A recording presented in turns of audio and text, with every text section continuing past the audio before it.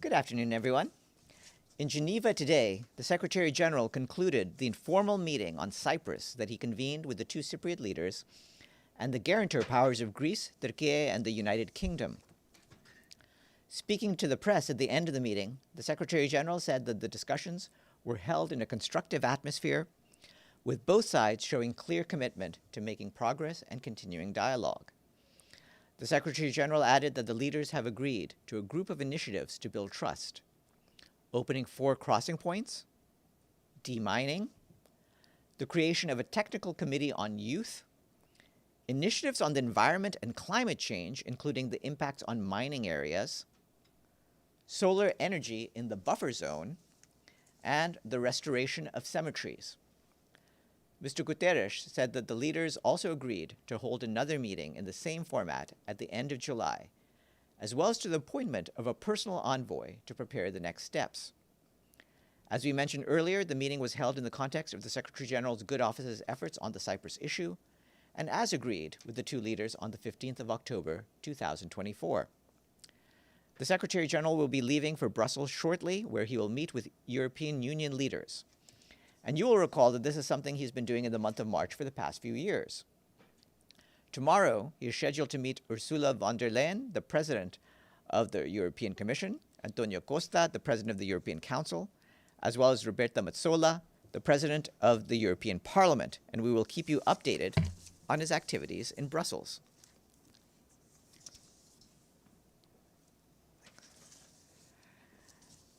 The Secretary General expressed his shock earlier today at the Israeli airstrikes in Gaza, and he strongly appeals for the ceasefire to be respected, for unimpeded humanitarian assistance to be reestablished, and for the remaining hostages to be released unconditionally. Speaking to the press in Geneva, he said the situation in Gaza was intolerable, with hundreds of people having been reportedly killed. Mohamed Hadi, the humanitarian coordinator for the occupied Palestinian territory, said that the killings were unconscionable, adding that a ceasefire must be reinstated immediately. People in Gaza have endured unimaginable suffering, he said, and an end to hostilities, sustained humanitarian assistance, release of the hostages, and the restoration of basic services and people's livelihoods are the only way forward. Volker Türk, the High Commissioner for Human Rights, added that the last 18 months of violence have made abundantly clear that there's no military path out of this crisis. The only way forward is a political settlement in line with international law. Israel's resort to yet more military force will only heap further misery upon a Palestinian population already suffering catastrophic conditions, he said. And the Office for the Coordination of Humanitarian Affairs reports that the Israeli military has ordered people to evacuate areas in Beit Hanun and Khan Yunis. This marks the first evacuation order issued in more than 2 months since the 15th of January. Many people have already been displaced, seeking safety elsewhere. OCHA notes that the area covered by the evacuation order totals about 23 square kilometers, more than 6% of the Gaza Strip, and includes more than a dozen sites sheltering displaced people. The area is also home to 3 clinics and 1 field hospital, with additional medical facilities located nearby. OCHA warns that no guarantees have been provided for the safety, protection, and well-being of those ordered to leave, let alone for those staying behind. The World Health Organization says medical evacuations planned for today have been denied and is calling for the resumption of such evacuations. And the UN and our partners working in education report that activities have stopped in more than 300 facilities across the Strip, depriving thousands of children from their right to education. Undersecretary General for Humanitarian Affairs Tom Fletcher briefed the Security Council this morning and said that overnight the worst fears we have for Gaza have materialized. Once again, he said, the people of Gaza are living in abject fear, and modest gains made during the ceasefire are being destroyed. Mr. Fletcher, who spoke by VTC from Brussels, said that the present suspension of aid and commercial materials is reversing the progress achieved during the ceasefire. Essential survival resources needed are now being rationed. This total blockade of life-saving aid, basic commodities, and commercial goods will have a disastrous impact on the people in Gaza who remain dependent on a steady flow of assistance into the Strip, he warned. The 42-day ceasefire proved what's possible, he told the Council. Aid delivery was enabled, and we scaled up quickly and effectively. Over 4,000 trucks of aid per week entered Gaza. We reached over 2 million people. and our polio vaccination targets were exceeded, reaching over 600,000 children. Mr. Fletcher said that we cannot and must not accept a return to pre-ceasefire conditions or the complete denial of humanitarian relief. Civilians must be protected and their essential needs must be met. International law must be respected. The Undersecretary General said humanitarian aid and commercial essentials must be allowed to enter Gaza, we must renew the ceasefire, and the humanitarian response must be funded. The United Nations Interim Force in Lebanon continues to urge all parties to avoid any action that could upset the current delicate calm across the Blue Line. On Sunday, UNIFIL observed an air attack near Yarun, including an Israeli Defense Force Apache helicopter crossing the Blue Line from south to north and firing 2 rockets towards the village. The rockets passed over UNIFIL positions before impacting approximately 500 meters north. UNIFIL requested the IDF to halt firing near peacekeeping personnel. On the same day, a UNIFIL patrol reported 2 impacts south of Kfar Killa, and later in the evening, UNIFIL also observed 3 airstrikes from an IDF helicopter and 1 drone attack. UNIFIL has continued to observe IDF activities north of the Blue Line, including an airstrike by a helicopter near Yarun yesterday. UNIFIL has also discovered 3 ammunition caches in the area of operations. The Lebanese armed forces were informed. The mission continues to work in clearing roads through the area of operations.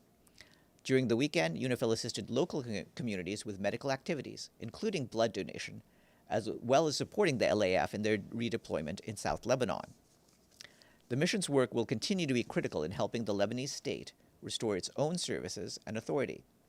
We continue to urge Israeli forces to fully withdraw south of the Blue Line, and we continue to support the Lebanese armed forces in their deployment in the south of Lebanon. Turning to Syria, the Office for the Coordination of Humanitarian Affairs tells us that we and our partners continue to deliver aid across the country.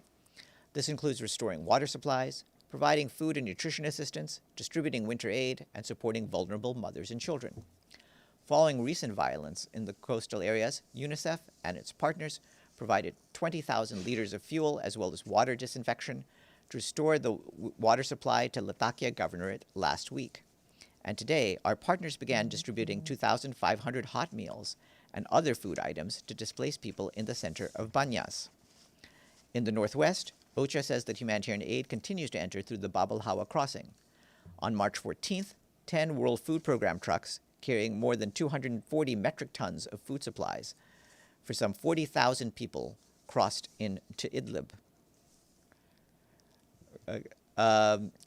Finally, yesterday, the Emergency Relief Coordinator, Tom Fletcher, attended the Brussels 9th Conference on Syria, where donors pledged 5.8 billion euros for Syria and its neighbors. Addressing the conference, Mr. Fletcher said the people of Syria do not need us to be commentators and problem observers. They need us to move with urgency. He added that the price of failure will be much greater for all of us than the cost of success. The UN in Somalia strongly condemned the terrorist attack that took place today in Mogadishu on a convoy carrying the President of the Federal Republic of Somalia, Hassan Sheikh Mohamud. Our colleagues in the country expressed their condolences for the bombing's victims, wished a speedy recovery for the injured, and said that the UN stands shoulder to shoulder with all Somalis against terrorism. Turning to the Democratic Republic of the Congo, the Office for the Coordination of Humanitarian Affairs reports that fighting in the east of the country continues to claim the lives of civilians and to displace people. Violence in both South Kivu and North Kivu provinces is forcing people to flee to the neighboring provinces of Maniema, Tanganyika, and Chopo. The presence of aid workers in these provinces remains very limited, and humanitarian needs have long gone unmet due to a lack of funding.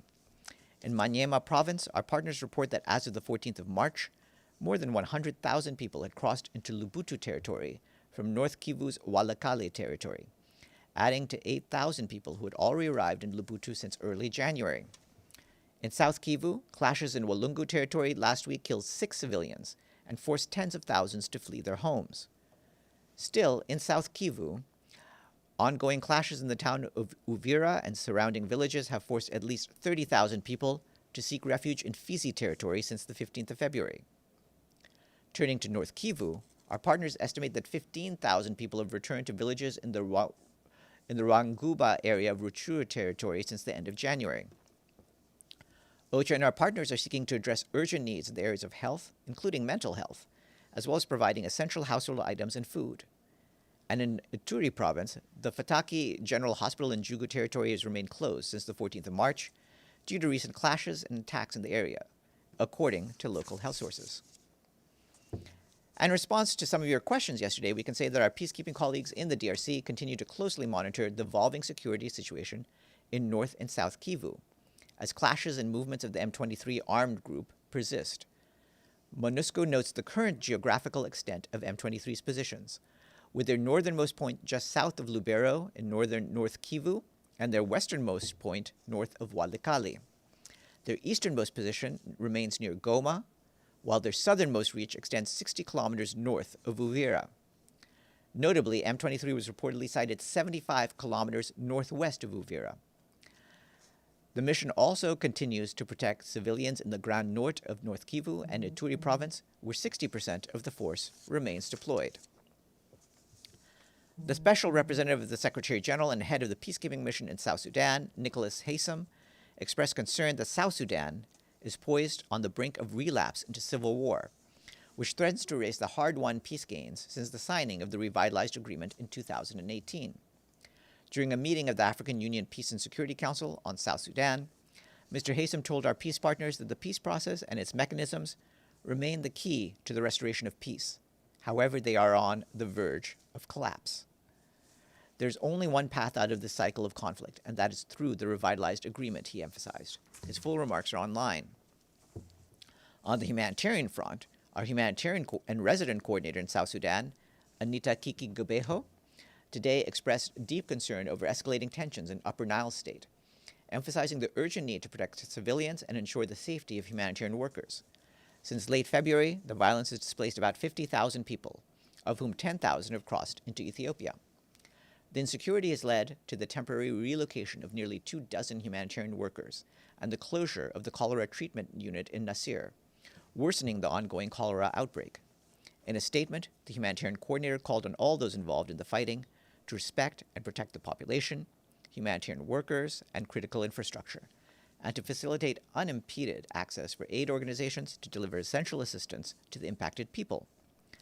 With these current global funding cuts, Ms. Gabeho also stressed that resources must be protected so that critical support can continue to be provided to the most vulnerable people. The 2025 Humanitarian Needs and Response Plan, issued late last year, calls for $1.7 billion to provide humanitarian assistance and protection to 5.4 million people in South Sudan, over half of whom are children. To date, the appeal is under 11% funded, with less than $175 million received. Turning to Southern Africa, the Office for the Coordination of Humanitarian Affairs Regional Office reports that nearly 420,000 people have been affected by Tropical Storm Jude. Thousands of people have been displaced across Madagascar, Malawi, and Mozambique after the storm hit the region between the 6th and 16th of March. Jude brought heavy rains and strong winds, leaving a trail of destruction in many parts of the three affected countries. It damaged infrastructure and crops, blocked roads, and disrupted people's access to essential services. In Madagascar, education was heavily impacted, with more than 300 classrooms destroyed, leaving over 80,000 students out of school. This storm is the third consecutive severe weather system to affect the country since February. We and our humanitarian partners are supporting the government-led response efforts by assisting with search and rescue operations, activating emergency operations centers, and mobilizing resources. In Mozambique, to respond ahead of the storm, the so-called Anticipatory Action Program was activated, with $6 million from the UN Central Emergency Response Fund dispersed 3 days ahead of Jude's landfall. The capacity to respond in the country is already overstretched in the wake of two recent cyclones Chito and Dikeledi. In Malawi, the UN and our partners are working with the government to provide search and rescue support, as well as cash, food, and shelter assistance. While the rains are beneficial for agriculture, especially for countries recovering from severe drought, we are concerned that the storm may lead to a spike in cholera cases, particularly in Malawi and Mozambique. In Haiti, the International Organization for Migration today said that In just 1 month, intense violence has forced nearly 60,000 people to flee. Yet another record in Haiti's worsening humanitarian situation. IOM said that in the last 2 months, the security situation had sharply deteriorated even further in the capital, with escalating attacks on civilians, eroding the few remaining gang-free areas, and forcing repeated and record displacements. IOM remains on the ground, engaging with affected families, assessing urgent needs, and delivering aid throughout the country. Last month, IOM provided clean water and hygiene support to more than 16,000 people, while 3,700 people benefited from emergency shelter, hygiene kits, medical care, and psychosocial support. And last, we would like to say thank you to our friends in Vientiane and Bratislava for their full payments to the regular budget. The payments from Laos and Slovakia bring the number of fully paid up member states to 77, which is lucky because it's 2 sevens. Okay, Deshi.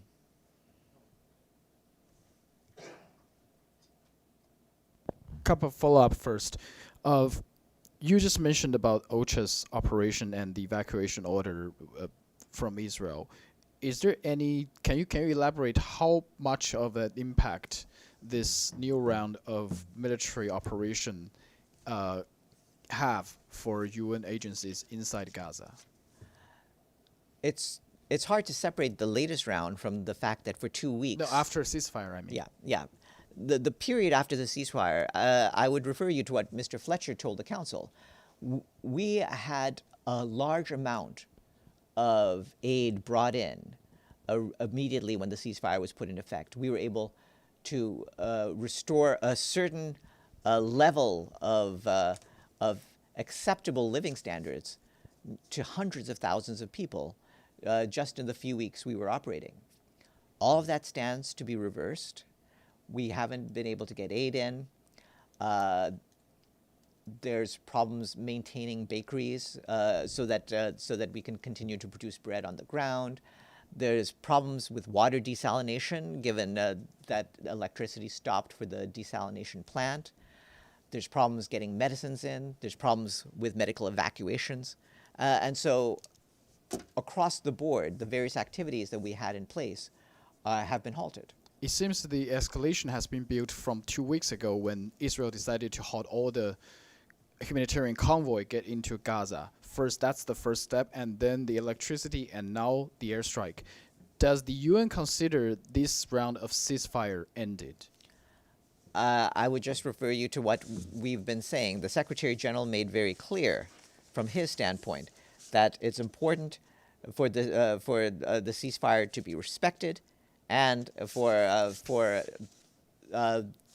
the humanitarian assistance to be resumed without any hindrance. Today, the U.S. representative in the Security Council said it's solely Hamas to blame because everything, what happened, it's only Hamas' fault.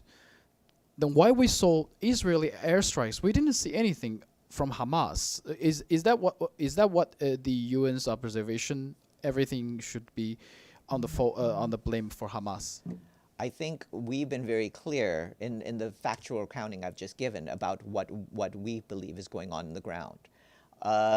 Different member states will have their opinions, but we are providing the basic facts of what we have been able to see. Edie, and then after that, Sharife. Thank you, Farhan. Is it possible to get some statistics or a really broader idea of what the UN has been able to do to help with the deaths and the humanitarian needs today as a result of these airstrikes? We are still trying to get a fix on how extensive this is. The last figures we had was from the Ministry of Health in Gaza was that the number of deaths is in excess of 400. We'll have to see what the total number is. Obviously, we are already on the ground in terms of our presence in maintaining the distribution of food. We've been continuing to try to maintain psychosocial activities for children affected. We'll need to continue to do that. But what other activities we can do will determine after we see what the extent of the damage has been. And listening to the briefing and what you had to say about South Sudan and Nicholas Haysom saying that the country is on the brink of collapse, is it possible to get him here, even on video, so we can talk to him if this really is the brink of the collapse of South Sudan? We'll see what we can do in terms of getting hold of him. He's not in the country right now, so we'd have to see whether we could get a video briefing. But we'll put in the request. Sharife? Thank you. I do have a follow-up on Gaza, Farhan. The Secretary General, since the beginning of this, has been calling on both sides, actually, to abide by international law and to cease hostilities. But as the Israeli strikes last night, and if I may note, it's during the holy month of Ramadan, which led to the deaths of hundreds, as you have also said, and among them children and babies, show it's Israel who's violating all the rules. So I'd like to know, is the Secretary General finally planning on perhaps calling on member states for an arms embargo on Israel, because it seems the impunity is just, continuing and nothing seems to be stopping them? Well, questions of arms embargoes are steps taken by bodies such as the Security Council. So those are not in his hands. He's made it clear that he wants this fighting to stop. He's made it clear what his expectations are from Israel. And again, I'd also refer you to what Undersecretary General Fletcher, Mohammed Hadi, and High Commissioner Turk have all said. I have followed all of them, and I do know that it's the UN Security Council members who need to decide this, but would the Secretary General be able to make such a call if he wanted to? I mean, considering the severity of the situation? I think what he's focusing on is making sure that all the countries that have pressure on the various parties will use it to make sure that the ceasefire can be restored. Javier? As you know, the last weekend there are 2 planes with immigrants sent to Salvador without any transparency from the U.S. What does the Secretary General think of this move? I'm not speaking of the internal discrepancy or fight between the judiciary and the executive in the United States. No, the fact of sending immigrants to a third country where they are not from there without a due process, without any guarantee that they are having a correct treatment. It's important for the Secretary General that for all refugees and migrants that their basic rights and their basic dignity is respected. And in cases like this, it's important to follow due process. I'd like to point out also the position of the UN Refugee Agency, which is indeed the agency he used to head for a decade. And they've had a long-standing position, which is that asylum seekers must have access to fair and efficient procedures to determine their claim. Individuals fleeing conflict, persecution, and violence need effective avenues for seeking safety. And in addition, people in need of international protection must not be returned to a place where they face a risk of harm. A follow-up. Are you planning to have a follow-up on the situation of these immigrants with the government of Salvador? I believe the UN Refugee Agency will continue to explore the matter. Obviously it won't deal with the court proceedings aspect of it, but certainly if there's any way to deal with the various countries involved to make sure that the rights of the refugees are respected, they will do that. Yes, in the back. Thank you, Farhan. Question on the Trump-Putin call, which has ended probably just now, minutes ago.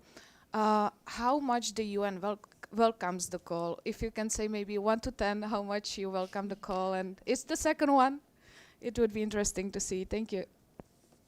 Well, I think the important point about the call is that it's taken place.